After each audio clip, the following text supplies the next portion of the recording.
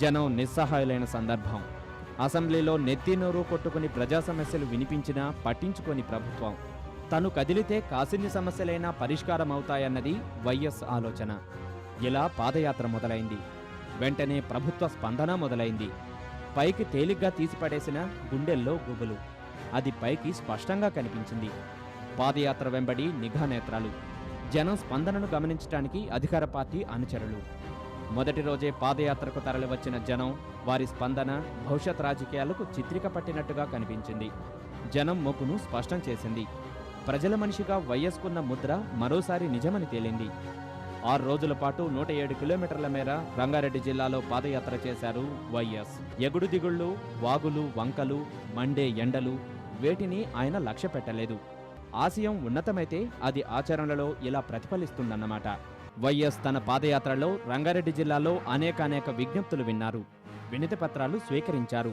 చాలామంది ప్రజలు ఆయన బస చేసిన టెంట్ దగ్గరకు ఉదయమే వచ్చి తమ గోడును చెప్పుకుని విలపించారు. అక్కడ అవకాశం దొరక్కపోతే తమ గ్రామానికి సమీపంగా వచ్చినప్పుడు ఆయన్ని కలిసి తమ బాధను వ్యక్తం చేసేవారు. తగిన సాయం చేయమని అర్థించారు.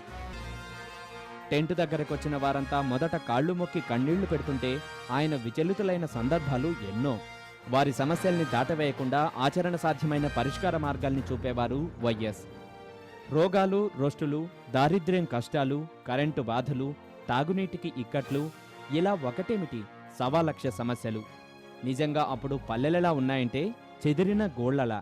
కానీ మేము పోరాడదాం, 6 దాఖలతోనే పోరాడాలి. ఇంకా 6 నెలలు రేషన్ కార్డు లేవు, పనులు లేవు, కరెంట్ ఛార్జీలు ఏమో దిక్కు మాలిన విధంగా వస్తున్నాయి. ఒక్క బల్బు ఉన్న ఎంత వస్తుంది? ఒక్క బల్బు ఉన్న 140 రూపాయలు.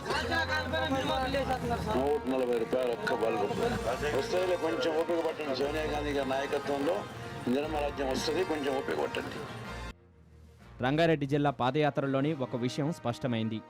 జనం వైఎస్ఆర్ను తమ మనిషిగా చూశారు. ప్రజల మనిషిగా నమ్మారు.